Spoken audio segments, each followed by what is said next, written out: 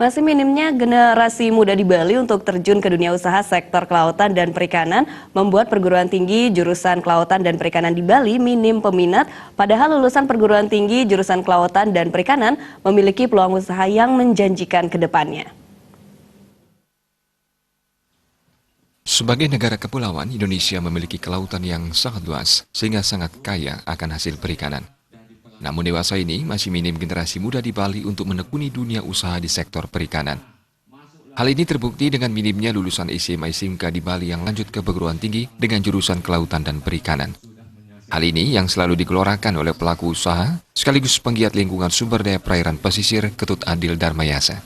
Pihaknya juga pemilik CV yakni Dila Adilindo senantiasa memberikan motivasi kepada generasi muda maupun mahasiswa di Bali untuk menjadi pengusaha baru. Adil Darmayasa juga mengajak pihak perguruan tinggi untuk bersinergi dengan para industri agar mampu meningkatkan minat generasi muda melanjutkan studi kejurusan kelautan dan perikanan.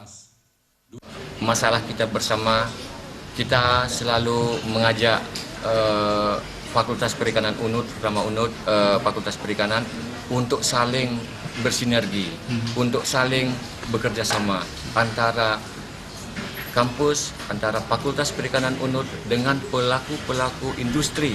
Itu yang saya harapkan, sehingga di hari ini saya mengajak adik-adik panitia, adik-adik masa baru, ayo kita bangga, ayo kita semangat, kita branding Fakultas Perikanan UNUD ini menjadi sebuah fakultas yang nanti ke depan bisa digemari. Sementara menurut keterangan Dekan Fakultas Kelautan dan Perikanan UNUD, Profesor Iwayan Artana, masyarakat masih terjebak akan masa depan lulusan dari Fakultas Kelautan dan Perikanan.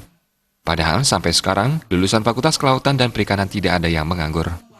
Jadi sebetulnya kalau dia paham bahwa laut wilayah kerjanya sangat luas, kemudian fakultasnya tidak banyak di Indonesia, tidak sebanyak fakultas-fakultas lain, mestinya orang sadar bahwa ini peluang yang bukan main sebetulnya ke depan gitu ya. Jadi wilayah kerjanya sangat banyak.